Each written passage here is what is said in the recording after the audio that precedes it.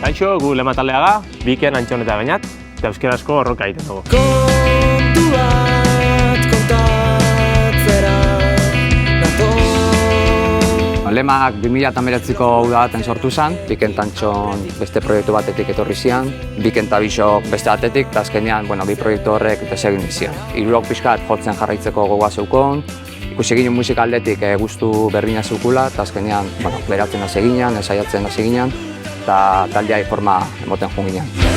Kantu hau inork entzungo alduen.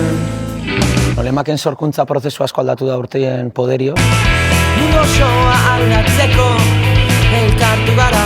Egia da hasieran kantuen ideia nausixak nik eramaten itxula lokalera, eta gero lokalean lantzen ilusen hiruron artean, baina azkenengo diskoa hau izan da lan prozesua edo hirurok batera indagun prozesua. Egia beti riff batetik edo bajo edo gitarra melodia batetik azten ginen, horrei forma eman eta gero azkenik letrak sortu izan ditu. Gure letrak azken finean gizartean arazo pertsonalak islatzen ditu. Lemaken lehen lana, egikidea.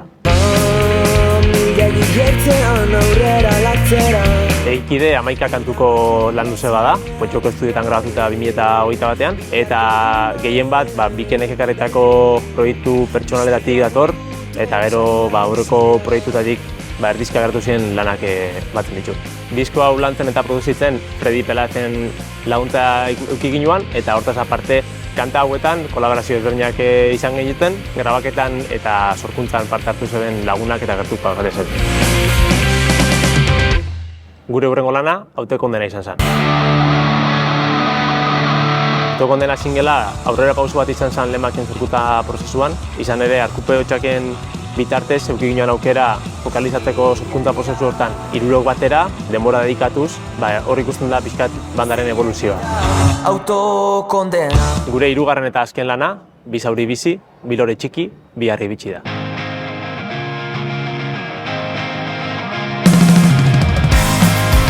Lan hau 6 kantako epe bat da, 2024an grabatuta Eñaut Gaztainagaren estudiotan. Aurreko singeletik jasotako ikaskuntakin sortutako kantua dira.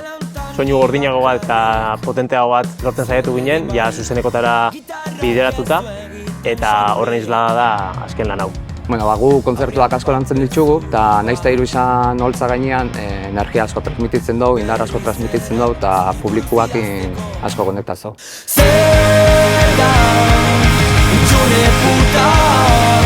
Eta etorkizuna zein idaki ez, baina behingoz azkenengo disko hau presentauta gero, sorkuntza prozesu baten sartuko ga, zein idaki ez, disko bat, EP bat, single bat, ez dakigu honekan kantuak itxia tokatzen da eta lokalean sartu eta egurren man. Musika guretako joi bat baino gehiago da, gure bizitzaren elementu kritiko bat konsideratzen dugu, eta seguru nago eszenatoki gainean edo azpian, era batera edo bestera, gure bizitzaren parte izaten jarraituko dela.